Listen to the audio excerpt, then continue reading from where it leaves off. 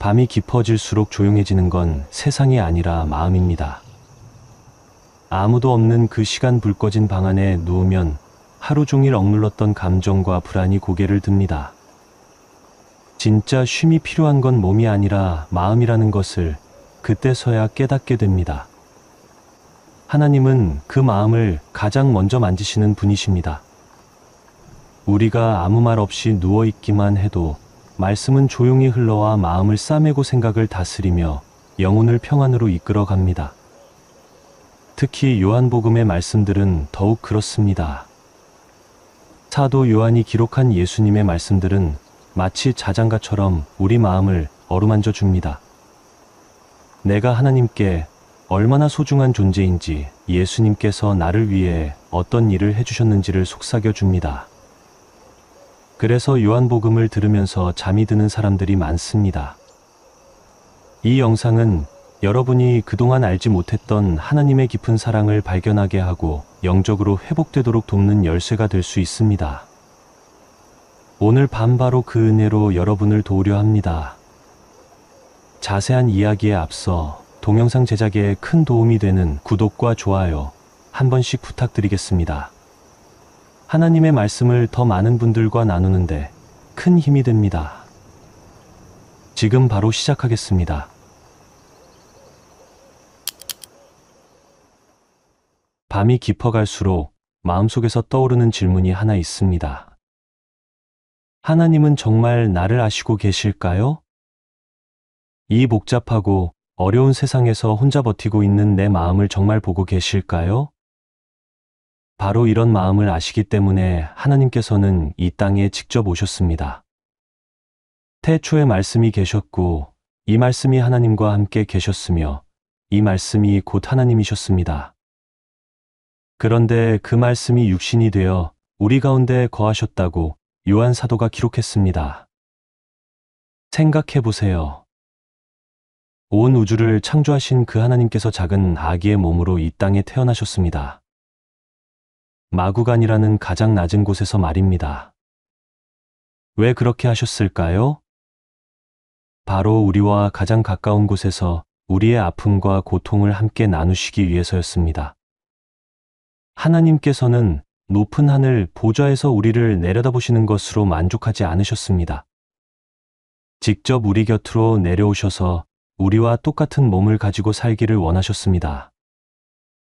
예수님께서는 우리처럼 배고프셨고 목마르셨습니다. 우리처럼 피곤하셨고 때로는 슬퍼하셨습니다. 나사로가 죽었을 때 눈물을 흘리셨고 십자가 앞에서 고민하셨습니다. 이 모든 것이 우리를 위한 하나님의 세심한 배려였습니다. 우리가 겪는 모든 어려움을 친히 경험하심으로써 우리 마음을 완전히 이해하고 계신다는 것을 보여주신 겁니다. 히브리서에서는 이렇게 말씀합니다. 우리에게 있는 대제사장은 우리의 연약함을 체휼하지 아니하는 자가 아니요 모든 일에 우리와 한결같이 시험을 받은 자로 돼 죄는 없으시니라고 했습니다. 이 말씀이 주는 위로가 얼마나 큰지 아십니까? 우리가 힘들어할 때 예수님께서는 그냥 위에서 바라보고만 계시는 게 아닙니다. 친히 그 아픔을 경험해 보신 분이시기 때문에 우리 마음을 정확히 아시고 계십니다. 밤늦게 잠이 안 올 때 마음에 떠오르는 걱정들도 아십니다. 아무에게도 말하지 못하고 혼자 끙끙 앓고 있는 그 마음의 상처도 아십니다. 때로는 기도할 마음도 생기지 않을 만큼 지쳐있는 그 영혼의 상태도 다 아십니다. 그래서 요한 사도는 우리가 그의 영광을 보니 아버지의 독생자의 영광이요 은혜와 진리가 충만하더라고 고백했습니다. 예수님의 영광은 화려하고 웅장한 것이 아니었습니다. 은혜와 진리로 충만한 영광이었습니다. 은혜라는 것은 받을 자격이 없는 자에게 베푸는 사랑입니다. 우리가 아무리 부족하고 연약해도 조건 없이 베풀어 주시는 하나님의 사랑입니다. 예수님께서 이 땅에 오신 것 자체가 바로 그 은혜였습니다. 또한 진리로 충만하셨다는 것은 예수님께서 하나님에 대한 모든 참된 것을 보여주셨다는 뜻입니다. 하나님이 어떤 분이신지 알고 싶다면 예수님을 보면 됩니다. 예수님이 하신 말씀과 행동이 바로 하나님의 마음입니다. 예수님께서는 병든 자를 고치셨습니다. 소외된 자들과 함께 식사하셨습니다. 죄인들을 정죄하지 않고 용서해 주셨습니다. 어린아이들을 품에 안고 축복해 주셨습니다. 이 모든 것이 우리를 향한 하나님 아버지의 마음이었습니다. 하나님께서는 우리를 심판하고 정죄하기 위해 예수님을 보내신 게 아닙니다. 구원하고 치료하고 회복시키기 위해 보내신 겁니다. 요한복음 3장 17절에서 예수님께서 친히 말씀하셨습니다. 하나님이 그 아들을 세상에 보내신 것은 세상을 심판하려 하심이 아니요 그로 말미암아 세상이 구원을 받게 하려 하심이라고 하셨습니다. 여러분이 지금 어떤 상황에 계신지 모르겠습니다. 혹시 마음이 무겁고 답답하신가요? 앞으로 어떻게 살아가야 할지 막막하신가요? 그런 여러분을 위해 예수님께서 이 땅에 오셨습니다. 여러분의 그 마음을 이미 다 아시고 계십니다. 그리고 조용히 여러분 곁으로 다가오셔서 그 마음을 어루만져 주시고 계십니다. 말씀이 육신이 되어 우리 가운데 거하신다는 것은 과거의 일만이 아닙니다. 지금도 예수님께서는 성령을 통해 우리와 함께 계십니다. 우리가 잠들기 전 그 조용한 시간에도 함께 계십니다. 그래서 밤에 요한복음을 읽거나 들으면 마음이 평안해지는 겁니다. 예수님의 음성이 조용히 우리 마음에 들려오기 때문입니다. 내가 너와 함께 있다. 두려워하지 말라. 평안하라는 그 다정한 음성 말입니다. 이것이 바로 성육신의 놀라운 은혜입니다. 하나님께서 우리를 사랑하셔서 직접 우리 곁으로 오셨다는 것입니다. 그리고 지금도 우리와 함께 계신다는 것입니다. 오늘 밤 잠들기 전에 이 사실을 꼭 기억하시기 바랍니다. 예수님께서 여러분과 함께 계신다는 것을 말입니다. 그분의 사랑이 여러분을 감싸고 있다는 것을 말입니다. 예수님께서 이 땅에 계실 때 참 많은 사람들이 찾아왔습니다. 그런데 그 중에서도 특별한 방문자가 한 명 있었습니다. 바로 니고데모라는 사람이었습니다. 니고데모는 바리새인이었고 유대인의 관리였습니다. 당시에 아주 존경받는 종교 지도자였습니다. 성경을 많이 알고 있고 사람들에게 하나님의 말씀을 가르치는 위치에 있었습니다. 그런데 이 니고데모가 예수님을 찾아온 시간이 언제였는지 아십니까? 밤이었습니다. 요한복음 3장에서 니고데모가 밤에 예수께 와서라고 기록되어 있습니다. 왜 밤에 왔을까요? 낮에는 사람들 눈이 많아서 체면상 오기가 어려웠을 겁니다.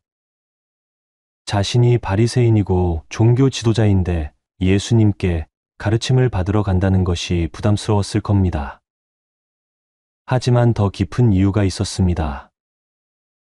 니고데모의 마음속에는 낮 동안 해결되지 않는 영적인 갈증이 있었습니다.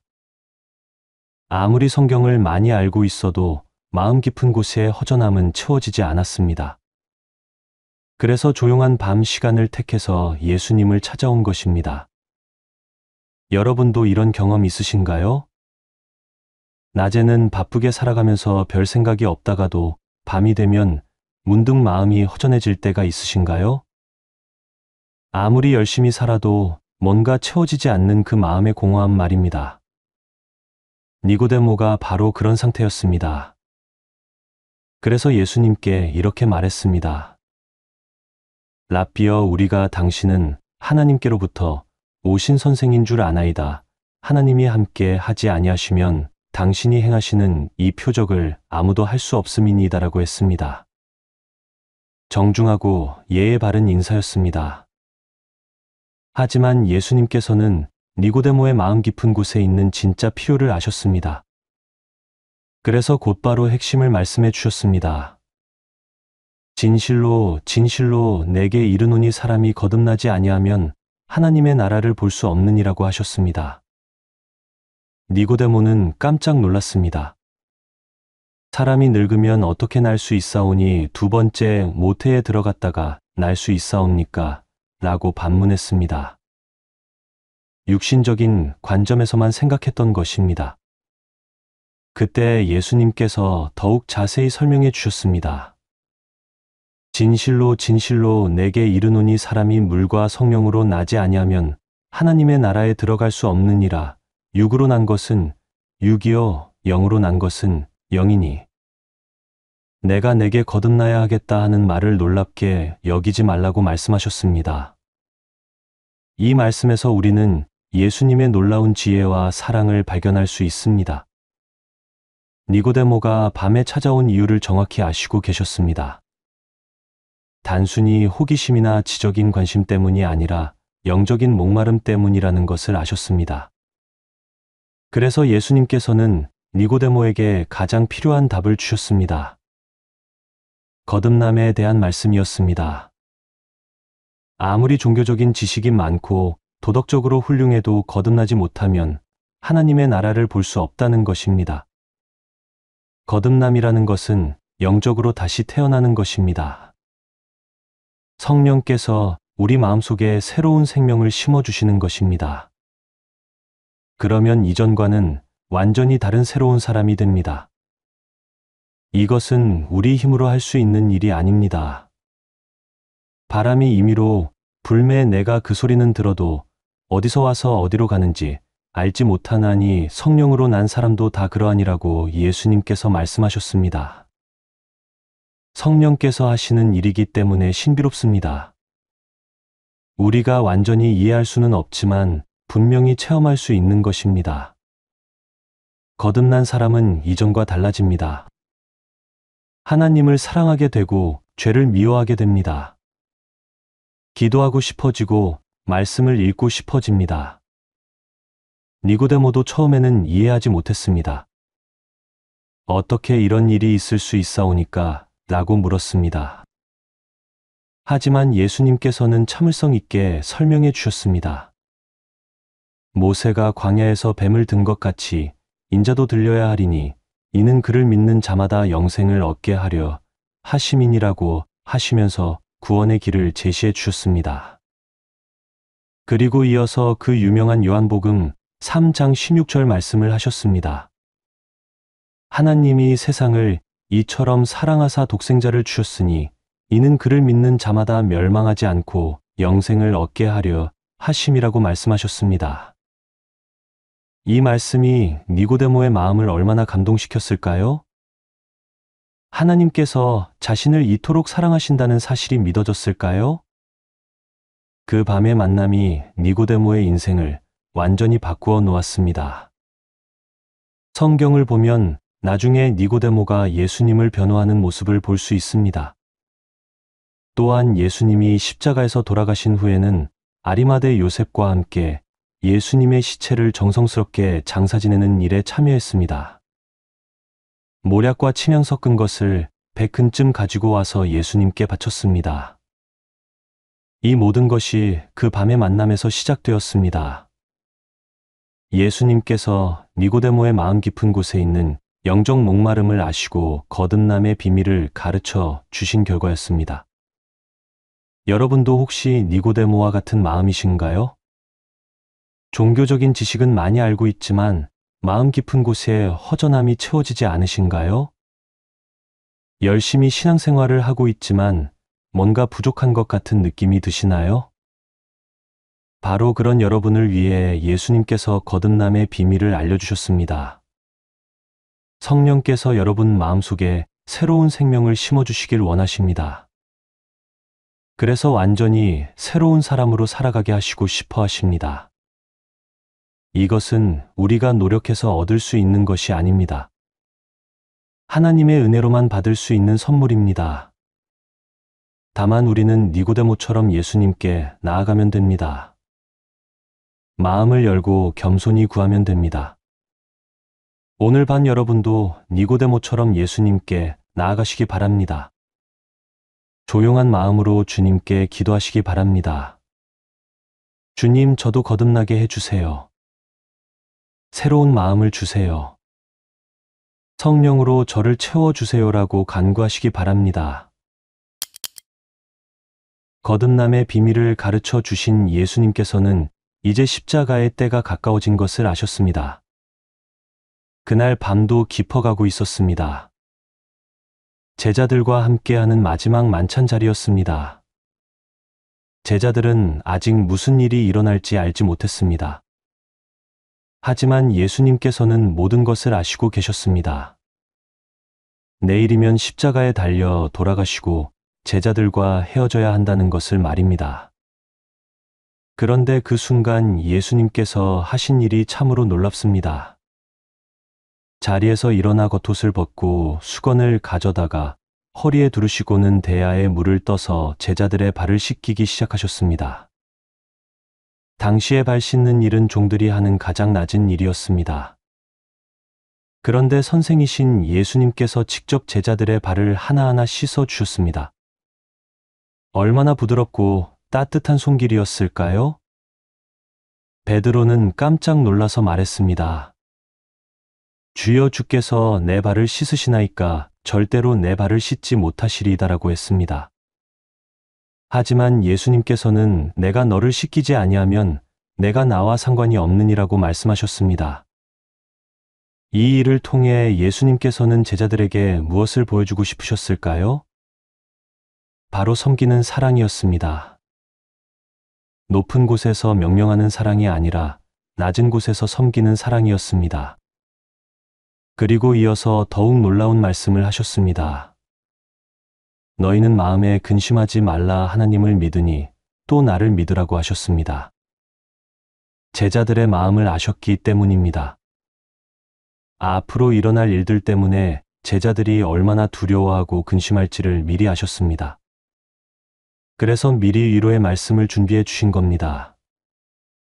내 아버지 집에 거할 곳이 많도다. 그렇지 않으면 너희에게 일렀으리라.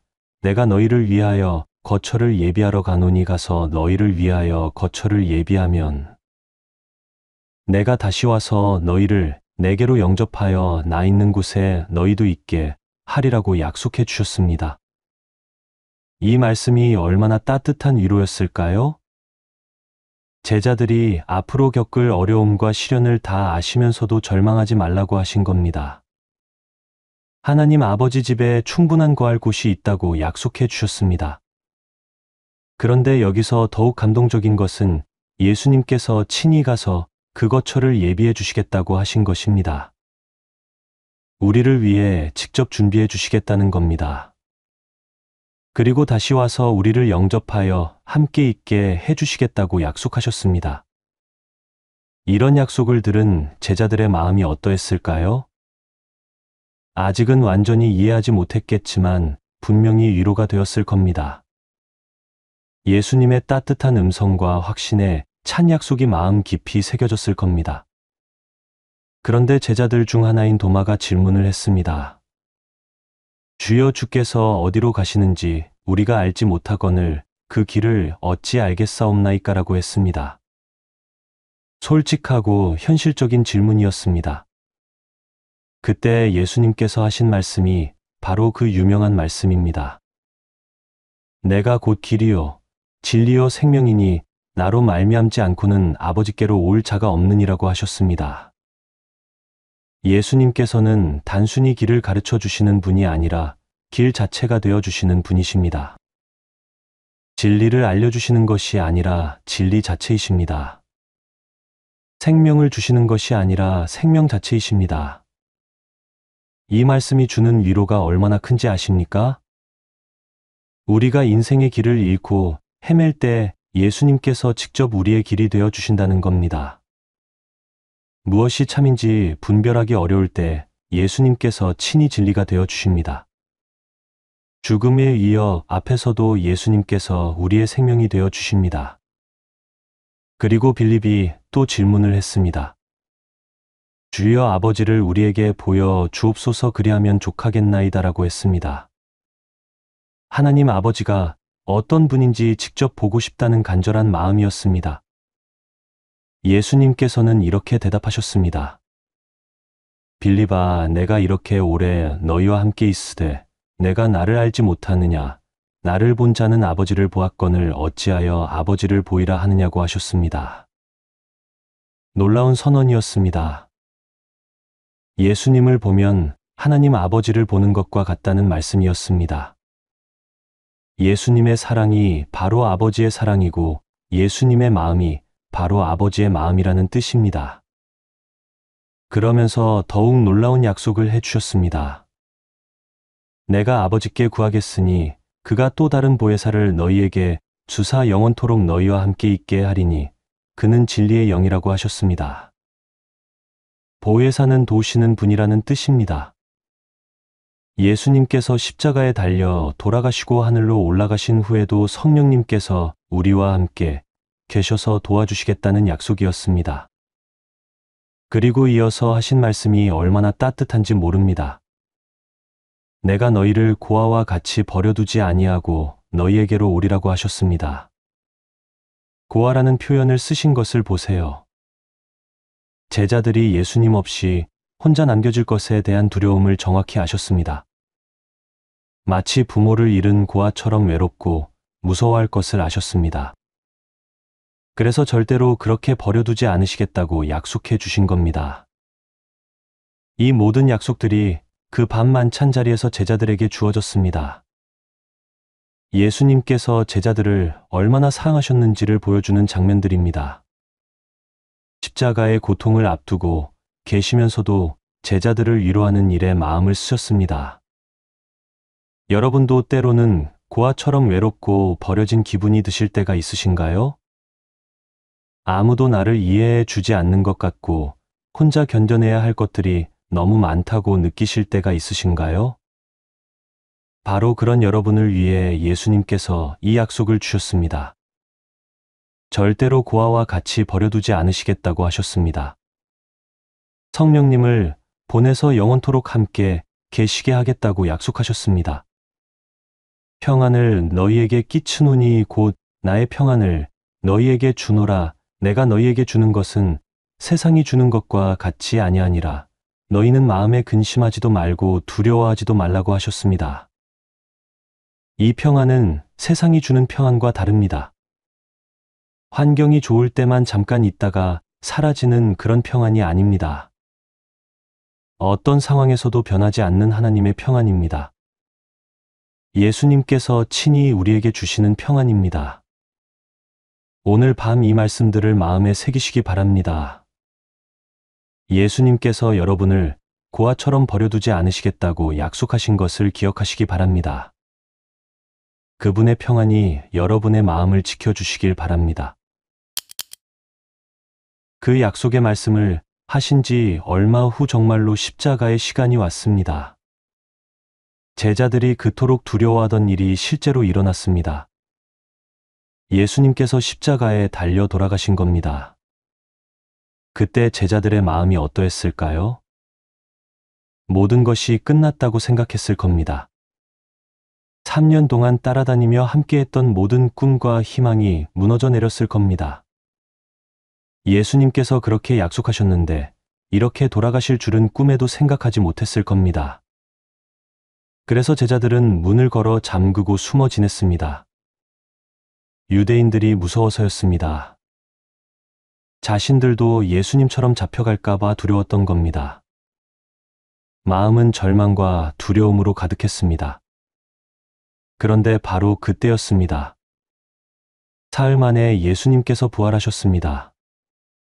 죽음을 이기고 다시 살아나신 겁니다. 그리고 가장 먼저 찾아가신 곳이 어디였을까요? 바로 제자들이 숨어 있던 그 다락방이었습니다. 문이 잠겨 있었는데도 예수님께서 그들 가운데 서서 말씀하셨습니다. 너희에게 평강이 있을지어다라고 하셨습니다. 얼마나 놀라운 첫 인사말이었습니까? 원망이나 꾸지람이 아니었습니다. 모두 도망가고 자신을 버렸던 제자들에게 평강이 있으라고 하신 겁니다. 이것이 바로 예수님의 마음이었습니다. 그리고 손과 옆구리를 보여주셨습니다. 십자가에서 못 박히신 상처와 창에 찔리신 상처를 보여주신 겁니다. 자신이 정말로 그들을 위해 죽으셨다는 것을 증명해 주신 것입니다. 제자들이 주를 보고 기뻐했다고 기록되어 있습니다. 그 기쁨이 얼마나 컸을까요? 죽었다고 생각했던 예수님께서 살아서 자신들 앞에 서 계시니 얼마나 놀랍고 기뻤을까요? 그런데 그때 함께 있지 않았던 제자가 한 명 있었습니다. 바로 도마였습니다. 다른 제자들이 우리가 주를 보았다고 말해도 도마는 믿지 않았습니다. 나는 그의 손에 못 자국을 보며 내 손가락을 그 못 자국에 넣으며 내 손을 그 옆구리에 넣어보지 않고는 믿지 아니하겠노라고 했습니다. 의심 많은 도마라고 불리는 이유입니다. 하지만 예수님께서는 도마를 책망하지 않으셨습니다. 여드레를 기다려 주셨습니다. 그리고 도마가 다른 제자들과 함께 있을 때 다시 나타나셨습니다. 그리고 도마에게 이렇게 말씀하셨습니다. 내 손가락을 이리 내밀어 내 손을 보고 내 손을 내밀어 내 옆구리에 넣어보라 그리하여 믿음 없는 자가 되지 말고 믿는 자가 되라고 하셨습니다. 얼마나 자상한 배려였습니까? 도마가 원하는 대로 정확히 해주신 겁니다. 의심하는 도마를 포기하지 않으시고 끝까지 기다려 주신 겁니다. 이것이 바로 우리를 향한 예수님의 마음입니다. 도마는 그제서야 깨달았습니다. 나의 주님이시여, 나의 하나님이시니이다라고 고백했습니다. 이제는 의심이 아니라 확신의 고백이었습니다. 그때 예수님께서 하신 말씀이 참으로 귀합니다. 너는 나를 본고로 믿느냐 보지 못하고 믿는 자들은 복이 있도다라고 하셨습니다. 바로 우리를 위한 축복의 말씀이었습니다. 우리는 직접 예수님을 볼 수 없습니다. 하지만 보지 못하고도 믿는 우리가 더 복되다고 하신 겁니다. 이 얼마나 큰 격려입니까? 그런데 또 다른 감동적인 이야기가 있습니다. 바로 베드로와의 만남입니다. 베드로는 예수님께서 잡히시던 날 밤에 3번이나 예수님을 부인했던 사람입니다. 그 죄책감이 얼마나 컸을까요? 다른 제자들과 함께 있으면서도 마음은 무거웠을 겁니다. 과연 예수님께서 자신을 용서해 주실까 하는 두려움이 있었을 겁니다. 그래서 베드로는 갈릴리 바다로 고기 잡으러 갔습니다. 다른 제자들도 함께 갔습니다. 하지만 밤이 새도록 수고해도 물고기 한 마리 잡지 못했습니다. 새벽이 되었을 때 예수님께서 바닷가에서 서서 물고기 잡았느냐고 물으셨습니다. 처음에는 예수님인 줄 알아보지 못했습니다. 그래서 못 잡았다고 대답했습니다. 그때 예수님께서 그물을 배오른편에 던지라 그리하면 잡으리라고 하셨습니다. 그대로 했더니 물고기가 너무 많이 잡혀서 그물을 들 수 없을 정도였습니다. 그제서야 요한이 깨달았습니다. 베드로에게 주님이시라고 말했습니다. 베드로는 벌거벗고 있다가 겉옷을 두르고 바다로 뛰어 들어가서 주님께 헤엄쳐 갔습니다. 얼마나 간절했을까요? 육지에 올라와 보니 숯불이 있고 그 위에 생선이 놓였고 떡도 있었습니다. 예수님께서 친히 아침 식사를 준비해 놓으신 겁니다. 얼마나 따뜻한 배려였습니까? 그리고 식사 후에 예수님께서 베드로에게 물으셨습니다. 요한의 아들 시몬아, 내가 이 사람들보다 나를 더 사랑하느냐고 하셨습니다. 베드로가 그러하다고 대답하자 내 어린 양을 치라고 하셨습니다. 이런 대화를 3번 하셨습니다. 베드로가 3번 부인한 것을 3번의 사랑 고백으로 회복시켜 주신 겁니다. 얼마나 세심한 치료였습니까? 베드로는 3번째 질문을 받았을 때 근심했다고 기록되어 있습니다. 주님께서 자신의 마음을 의심하시는 것 같아서였을 겁니다. 그래서 주님 모든 것을 아쉬움에 내가 주님을 사랑하는 줄을 주님께서 아시나이다라고 고백했습니다. 이때 예수님께서 내 양을 치라고 하시면서 베드로를 완전히 회복시켜 주셨습니다. 죄책감에 사로잡혀 있던 베드로에게 새로운 사명을 주신 겁니다. 이것이 바로 예수님의 사랑입니다. 실패하고 넘어진 사람을 포기하지 않으시고 다시 일으켜 세워주시는 사랑입니다. 과거의 잘못 때문에 정죄하지 않으시고 새로운 기회를 주시는 사랑입니다. 여러분도 혹시 베드로처럼 주님을 실망시킨 적이 있으신가요? 믿음이 약해서 주님을 부인하고 싶었던 순간들이 있으셨나요? 그런 죄책감 때문에 주님 앞에 나가기가 두려우신가요? 베드로의 이야기를 기억하시기 바랍니다. 예수님께서는 우리의 연약함을 다 아시고 계십니다. 그럼에도 불구하고 우리를 사랑하시고 회복시켜 주시고 싶어 하십니다. 도마의 의심도 받아주시고 베드로의 배신도 용서해 주시는 예수님이십니다. 우리가 어떤 잘못을 했든지 진심으로 회개하고 돌아오면 언제든지 받아주시는 분이십니다. 이것이 바로 부활하신 예수님이 보여주신 완전한 사랑입니다. 죽음도 이길 수 없는 사랑입니다. 우리의 연약함과 실패도 막을 수 없는 사랑입니다. 오늘 밤 이 사랑을 마음에 깊이 새기시기 바랍니다. 예수님께서 여러분을 이토록 사랑하고 계신다는 것을 믿으시기 바랍니다. 그분의 사랑이 여러분의 모든 상처와 아픔을 치료해 주실 것입니다. 지금까지 요한복음의 가장 소중한 이야기들을 함께 나누었습니다. 말씀이 육신이 되어 우리 가운데 거하신 성육신의 놀라운 은혜부터 시작해서 부활하신 예수님의 완전한 사랑까지 살펴보았습니다. 이 모든 이야기들이 우리에게 전하는 한 가지 분명한 메시지가 있습니다. 바로 하나님께서 우리를 얼마나 세심하게 돌보시는지에 대한 것입니다. 우리 한 사람 한 사람의 마음을 정확히 아시고 가장 필요한 것을 공급해 주시는 하나님의 사랑에 대한 것입니다.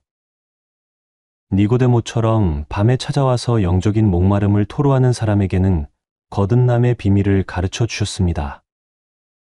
두려움에 떨고 있는 제자들에게는 평안의 약속과 성령님을 보내주시겠다는 확신을 주셨습니다. 의심하는 도마에게는 충분한 시간과 증거를 제공해 주셨습니다. 죄책감에 사로잡힌 베드로에게는 회복과 새로운 사명을 주셨습니다. 이 모든 것이 바로 우리를 향한 하나님의 마음입니다. 우리가 어떤 상황에 있든지 어떤 어려움을 겪고 있든지 하나님께서는 가장 적절한 방법으로 우리를 도와주시고 계십니다.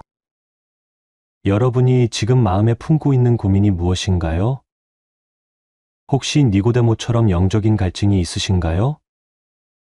아무리 열심히 신앙생활을 해도 마음 깊은 곳에 허전함이 채워지지 않으신가요? 그렇다면 예수님께서 니고데모에게 말씀하신 거듭남의 은혜를 구해보시기 바랍니다. 성령께서 여러분 마음속에 새로운 생명을 심어 주시길 간구해 보시기 바랍니다. 분명히 응답해 주실 겁니다. 혹시 제자들처럼 앞으로 일어날 일들 때문에 두려우신가요? 건강이나 경제적인 문제, 가족 관계나 장래에 대한 불안감이 있으신가요? 그렇다면 예수님께서 제자들에게 주신 약속을 기억하시기 바랍니다. 너희는 마음에 근심하지 말라 하나님을 믿으니 또 나를 믿으라고 하신 말씀을 붙들어 보시기 바랍니다. 여러분을 고아와 같이 버려두지 않으시겠다는 약속을 믿어보시기 바랍니다. 혹시 도마처럼 믿음에 의심이 생기신가요? 정말 하나님이 계시는지, 정말 나를 사랑하시는지 확신이 서지 않으신가요? 그렇다면 예수님께서 도마를 대하신 것처럼 여러분의 의심도 이해해 주신다는 것을 아시기 바랍니다. 충분한 시간을 주시고 필요한 증거도 보여주실 겁니다. 조급해하지 마시고 기다려 보시기 바랍니다. 혹시 베드로처럼 주님을 실망시킨 일 때문에 마음이 무거우신가요? 과거의 잘못이나 실패 때문에 하나님 앞에 나아가기가 부담스러우신가요? 그렇다면 베드로를 회복시켜 주신 예수님의 사랑을 기억하시기 바랍니다. 3번의 부인을 3번의 사랑 고백으로 치료해 주신 그 세심한 은혜를 생각해 보시기 바랍니다. 여러분도 분명히 회복시켜 주실 겁니다. 이 모든 이야기들이 2000년 전의 과거 이야기가 아닙니다. 지금도 살아계신 예수님께서 우리에게 베풀어 주시는 현재의 은혜입니다. 요한복음을 기록한 사도 요한이 직접 보고 들고 만진 그 예수님께서 지금도 우리와 함께 계십니다. 그래서 밤에 요한복음을 들으면 마음이 평안해지는 겁니다. 예수님의 음성이 조용히 우리 마음에 들려오기 때문입니다. 두려워하지 말라, 평안하라, 내가 너와 함께 있다는 그 따뜻한 음성 말입니다. 오늘 밤부터 잠들기 전에 이 사실들을 하나씩 되새겨 보시기 바랍니다.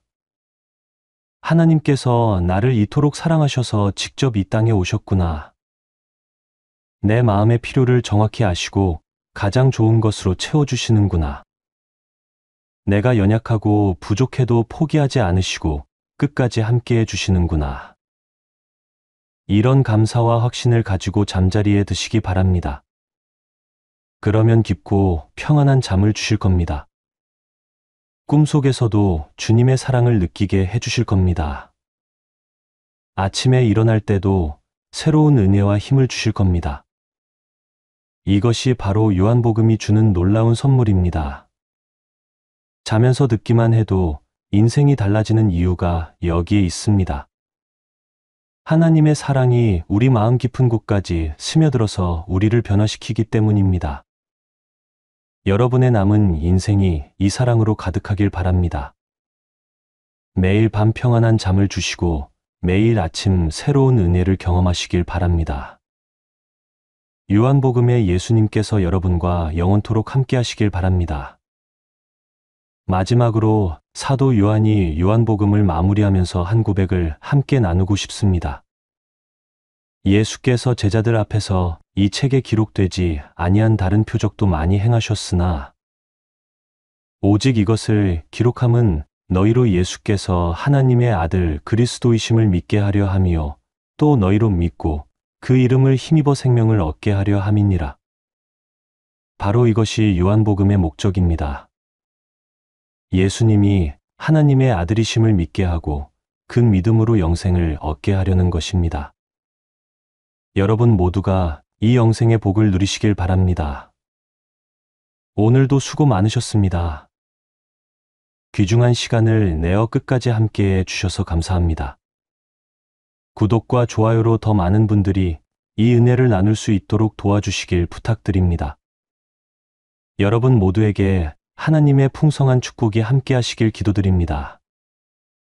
편안한 밤 되시고 주님 안에서 깊은 평안을 누리시기 바랍니다. 안녕히 주무세요.